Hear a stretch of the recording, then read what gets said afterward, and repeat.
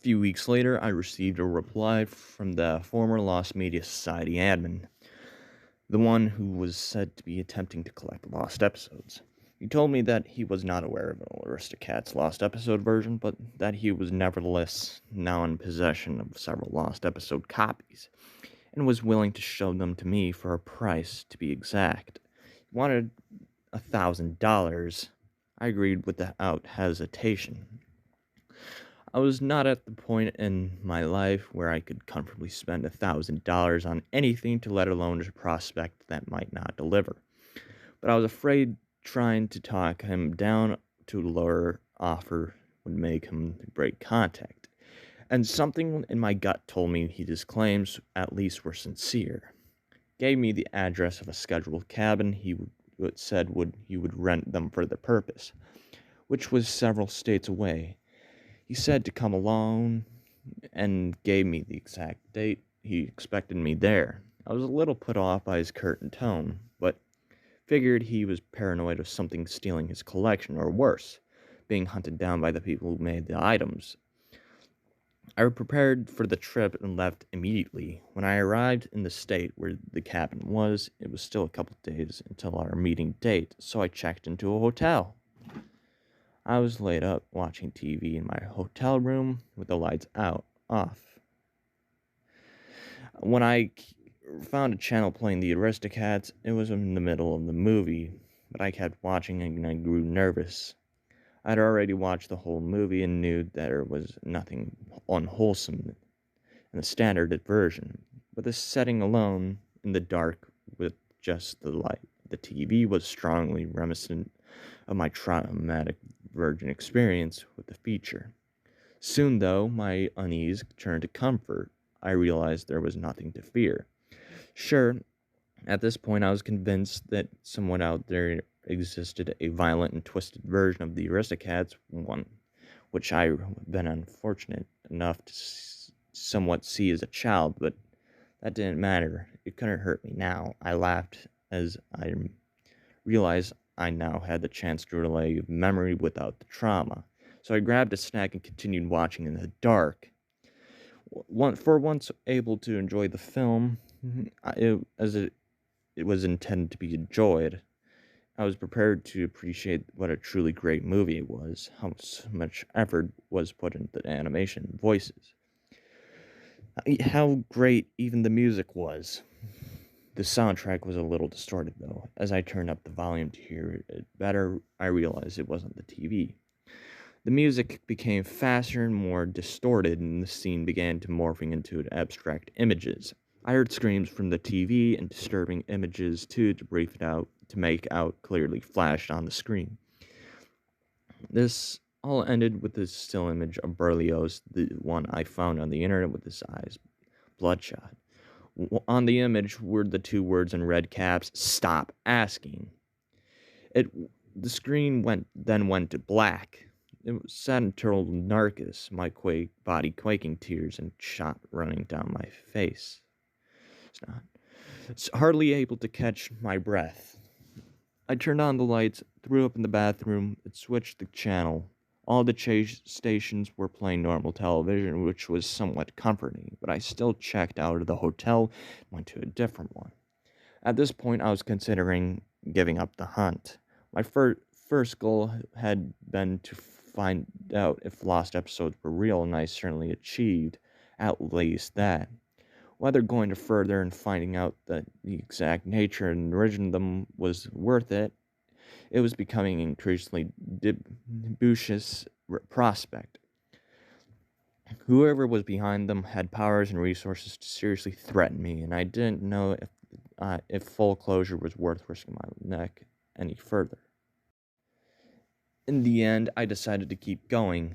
I was close now, and there was some secret, powerful group behind all these lost episode stories. The world needed to know who were they to try to intimidate me into giving up. No, I wouldn't give up the hunt. At that moment, I doubled down my determination. At the appointed time, I showed up at the cabin.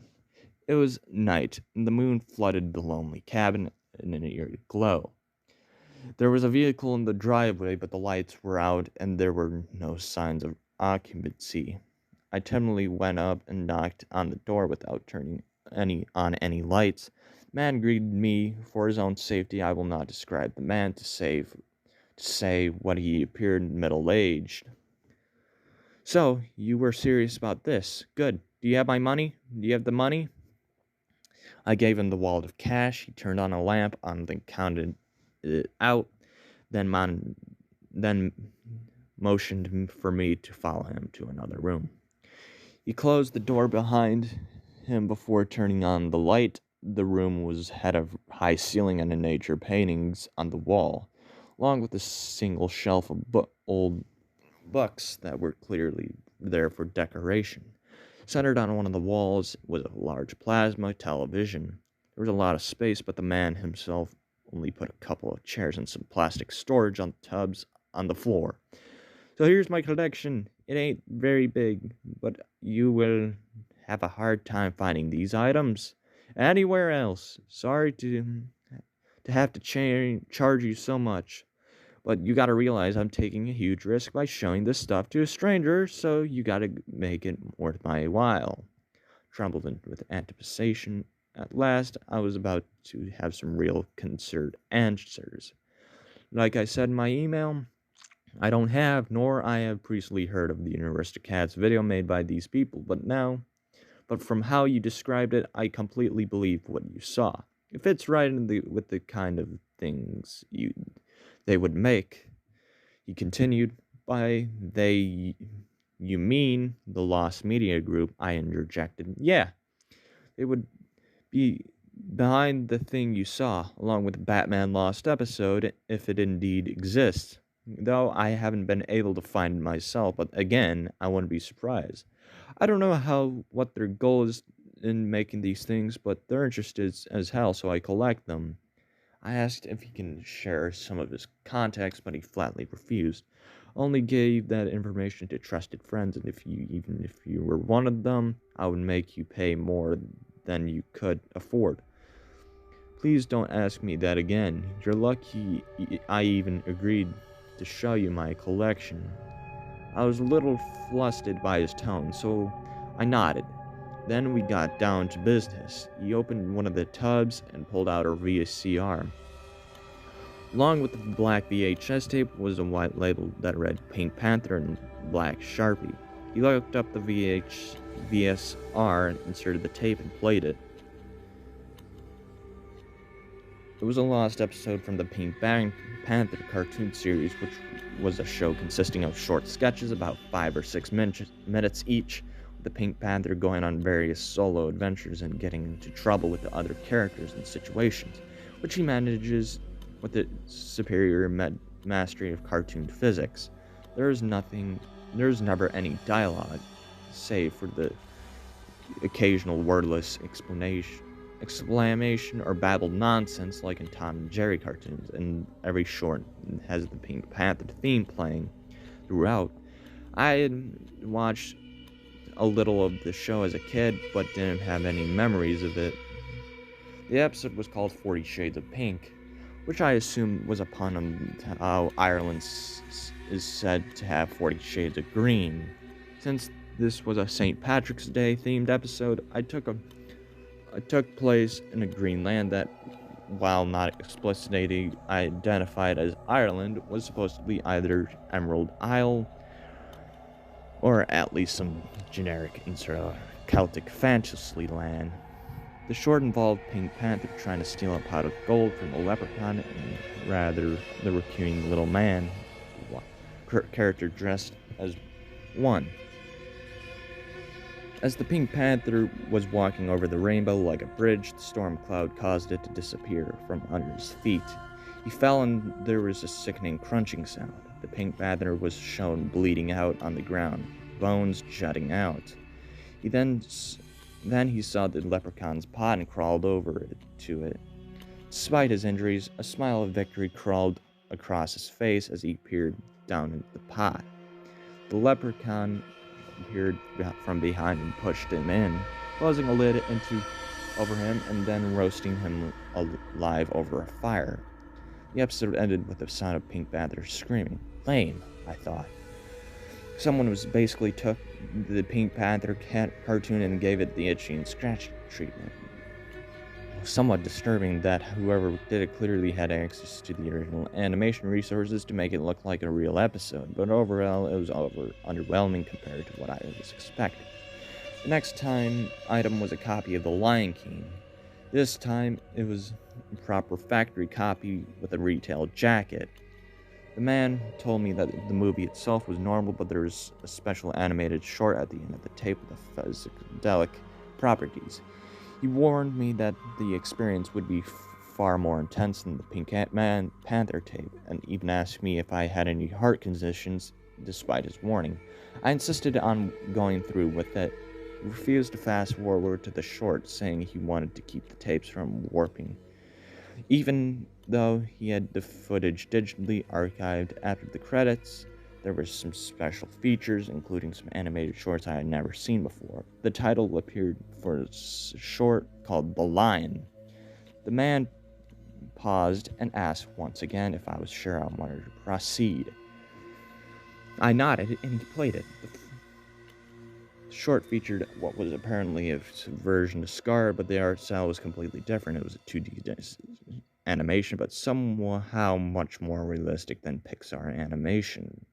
It's hard to explain. It wasn't like CGI realism, but there was so much detail and effort poured into the character that it gave the impression of realism while still being paradoxically fantastical.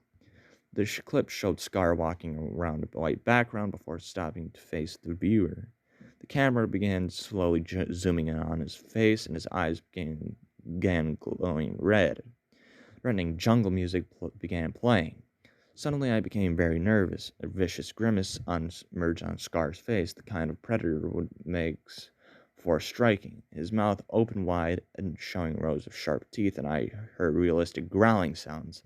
His face wrinkled in a pattern consistent with the face of a lion makes before pouncing. My nervousness turned into terror. My gaze was transfixed on the screen, and I couldn't look away. I knew it was only animated, but even if it wasn't, the lion couldn't get to me through the screen. I was paralyzed as if it was facing a real predator. I was in trance once that didn't break until Scar jumped and I screamed for my life. I kept screaming until the man shook out of me. Sorry about that, he said, but I warn you. Once I got my bearings back, I asked for the next item. He gave me a puzzled look, as if he expected me to give up and wanted to go home after the last tape. But he shrugged and got the next one, another home VHS tape labeled Super Bowl 2000. This next one won't do anything to you like the Lion video, but it's disturbing in what it shows. In fact, I'll tell you what it is. The tape shows a riot that didn't happen. If you don't know, there was no sports riot at the 2000 Super Bowl. Certainly not in that stadium itself, but the tape shows that. Once again, the man refused to skip the interesting part to preserve the integrity of the tape. In the third quarter, there was a referee made a call that didn't sit well with the Titans' fans, and somewhat threw beer bottle. More people started throwing things, and it escalated into a full-scale riot in which spectators swarmed the field and attacked each other. You could see the majority of the crowd slowly evacuating the venue, while small but determined segment began vandalizing the place and having sporting bras. There was no commentary at this point, just stadium footage that cycled through various venues' cameras. About 20 minutes into the riot, the tape ended. This tape did not cause me to experience abject terror like the last one. In fact, the riot hadn't even been that bad compared to the other sports riot I've seen. But I found it disturbing on a deeper level. The fact that they could alter a recording of a sports event to make it show something that so blatantly didn't happen in reality terrified me. They could only had done it in one of two ways. With editing techniques that were well beyond what was publicly known to the world, or with some type of magic. I still asked to see what the next item was. The man said it was the last one. It was a plug-and-play video game this time. The man explained that the Lost Media Group was known to dabble in other mediums besides movies and television, and that in particular they were to produce a lot of lost video games, though this was the only one that had been able to acquire. The game was labeled Pokemon Black Carbonite. I was actually remember hearing about the Nintendo making a Pokemon plug-and-play game that was canceled, but I didn't know if that was the title. Thing was black on a Bora white image of Pikachu sporting a menacing grin. Not going to let you play this. I myself will never play it again. This thing will mess you up and it is downright dangerous. You can examine the hardware though. I took it from him and did so. The first thing I noticed upon closer inspection was a fissure in the control pad. A lot of force had been applied to make the crack. Then I noticed some of the plastic was warped, melted. I looked at the man. He gave me a look back. The look of understanding that there was nothing more than needed to be said. I handed the game back to him. The man said some goodbye formalities, put his hand over my shoulder and aggressively led me to the door and locking it behind. I never saw my camera. During the line short, I managed to snap a quick digital photo of the TV screen while the man wasn't looking, and he put the camera back away before the bad acid trip thing. I had the photo enlarged and enhanced and studied it. It was still frightening without even the physical properties of the animated short. Again, despite being a cartoon, it had such detail and realism that it seemed more alive than I thought a cartoon could.